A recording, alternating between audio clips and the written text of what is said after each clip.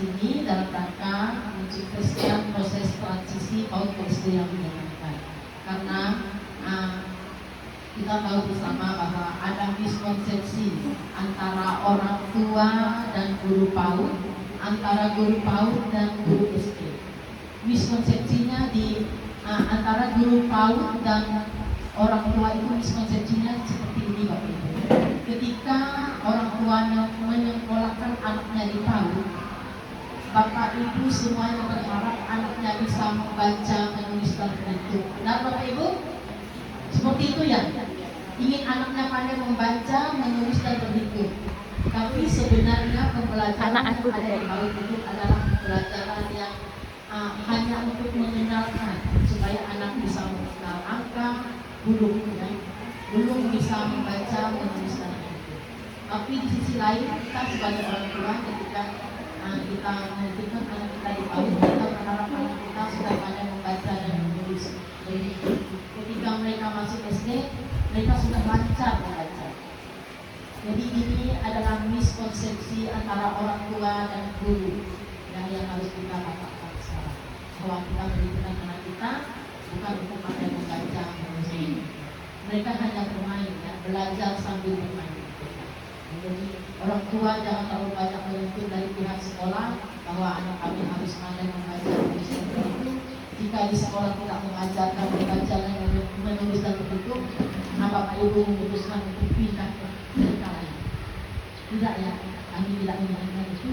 Dan dinas pendidikan juga sekarang sudah membuat edaran tidak ada lagi SD yang mewajibkan ataupun membuat tes ketika anak akan masuk SD.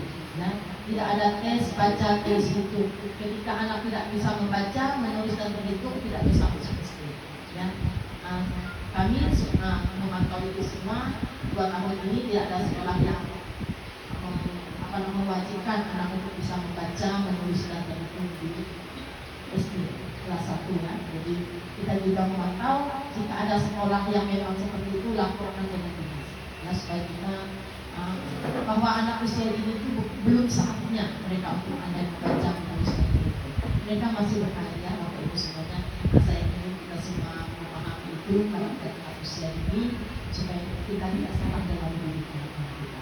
Karena ketika kita salah mendidik anak di usia dini, mereka akan menghadapi kesulitan ketika usia dewasa, ketika usia pendidikan lebih tinggi, keperluan tinggi. Mengapa banyak anak-anak kita yang malas untuk kuliah ketika memang kuliah tidak selesai?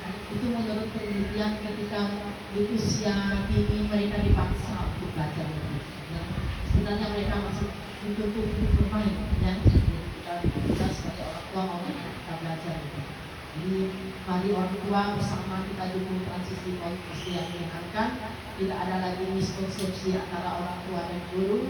Tidak ada lagi miskonsepsi antara guru PAUD dan guru SD. Jadi kita mengharapkan dari pertemuan kita hari ini, mari kita bawa anak-anak kita menjadi anak-anak yang nantinya tentunya akan membanggakan kita bersama, yang akan membanggakan bangsa dan negara. Jadi Bapak Ibu semuanya, saya ingin mengingatkan bahwa di mana-mana saya sering mengingatkan bahwa Indonesia akan menghadapi Indonesia emas 2040.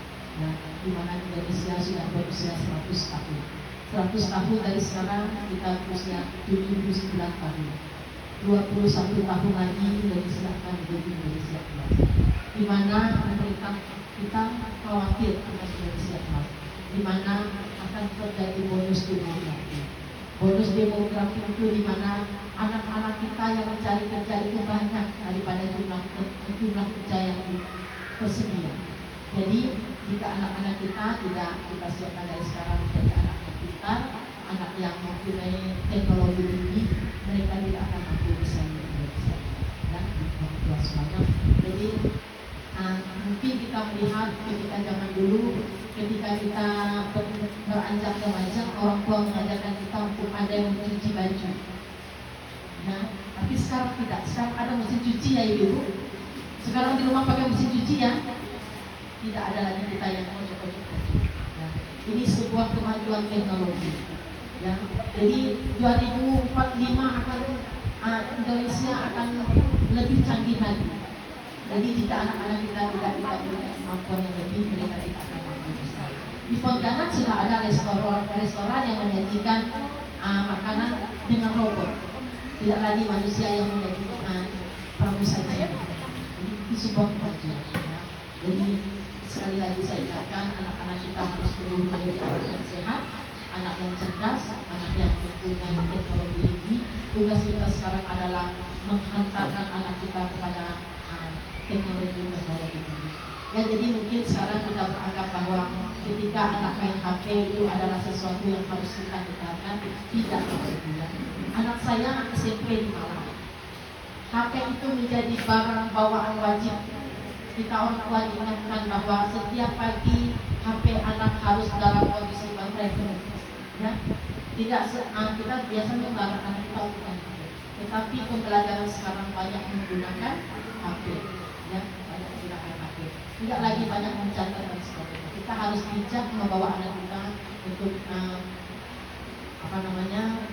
supaya mereka bijak menggunakan HP. Ya, kita larang, tapi bagaimana mereka bijak, karena memang sekarang memang zaman yang teknologi dan tidak bisa kita hindarkan dari itu.